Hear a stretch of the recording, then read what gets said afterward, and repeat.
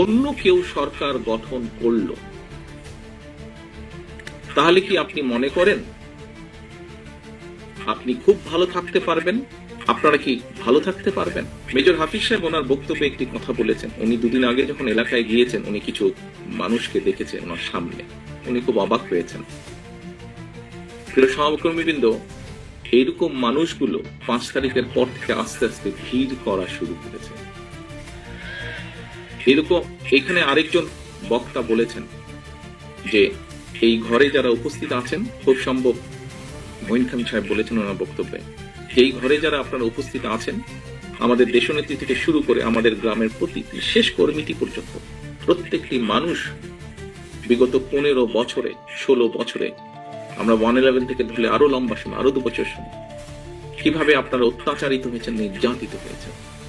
বাংলাদেশের পত্র পত্রিকাগুলো, যেই পত্র পত্রিকাগুলো সহজে আমরা বলতাম, কথার ছলে আমরা বলতাম বিএনপির ভালো নিউজ করে না, সেই পত্র পত্রিকাগুলো লিখেছে তারা যে কিভাবে আমাদের নেতাকর্মীরা হাতকড়া পরা অবস্থায় জেলের ভিতরে মারা গিয়েছে, কিভাবে আমাদের নেতাকর্মীরা হাতকড়া পরা অবস্থায় হাসপাতালের বারান্দায় শুয়ে আছে।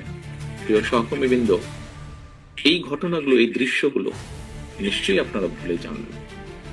আপনারা যদি ভুলে না গিয়ে থাকেন প্রিয় সহকর্মীবৃন্দ, তাহলে আপনাদের প্রত্যেকের মনে আজকে একটি প্রশ্ন বা জিজ্ঞাসা আসা উচিত যে কেন আমরা ওই যে হাফিজ সাহেবের যাদেরকে দেখেছেন, কেন এই মানুষগুলোকে আমরা আমাদের আশেপাশে ভিড় করতে দেব?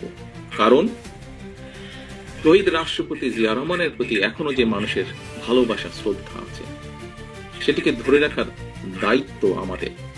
ওনার যেই পরিকল্পনা, যেই আশা, যেই আকাঙ্ক্ষা নিয়ে আমরা আলোচনা করেছি, ওনার যেই সফলতাগুলো নিয়ে আমরা আলোচনা করেছি, যা দেশ এবং দেশের মানুষকে উপকৃত করেছে, সেগুলোকে যদি আমাদের কন্টিনিউ করতে হয়, তাহলে অবশ্যই আমাদেরকে যেমন সতর্ক হতে হবে, আমাদের প্রত্যেকটি নেতাকর্মীদেরকে যেরকম সতর্ক হতে হবে, সচেতন হতে হবে, একসাথে একইভাবে যেটি মহাসচিব সাহেব ওনার বক্তব্যে বলেছেন যে মানুষের পাশে গিয়ে দাঁড়াতে হবে। বাংলাদেশ জাতীয়তাবাদী দলের নেতাকর্মীরা যারা অত্যাচার, নির্যাতন সহ্য করেছে, এই যে 60 লক্ষ মানুষ, তারও বেশি সংখ্যক মানুষ, আমরা কি ওই মোটরসাইকেল বহরের যারা, তাদেরকে সুবিধা দেওয়ার জন্য এই অত্যাচার, নির্যাতন সহ্য করেছি?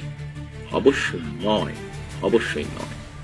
সহকর্মীবৃন্দ, মানুষ হিসাবে আমরা বিভ্রান্ত হয়তো হতেই পারি, কিন্তু যে পরিস্থিতির ভিতর দিয়ে আজকে এই মুহূর্তে আমরা যেখানে এসে দাঁড়িয়েছি, সহকর্মীবৃন্দ, আমি বিনীত হাতে আপনাদের কাছে করজোড়ে অনুরোধ করব, এই ঘর বা এই ঘরের বাইরে নয়, সমগ্র বাংলাদেশে শহীদ রাষ্ট্রপতি জিয়া রহমান এবং দেশনেত্রী বেগম খালেদা জিয়ার যত সৈনিক, যত কর্মী আছেন, আপনাদের কাছে বিনীতভাবে অনুরোধ করব, দয়া করে আপনারা ওই মোটরসাইকেল আলাদেরকে ভিড় করতে দেবেন না। দয়া করে আপনারা নিজেদের প্রত্যেককে, দয়া করে আপনারা শহীদ রাষ্ট্রপতি জিয়া রহমানের জানাজার চিত্রটা মনে করবেন এবং দয়া করে আপনারা বিভ্রান্ত হয়ে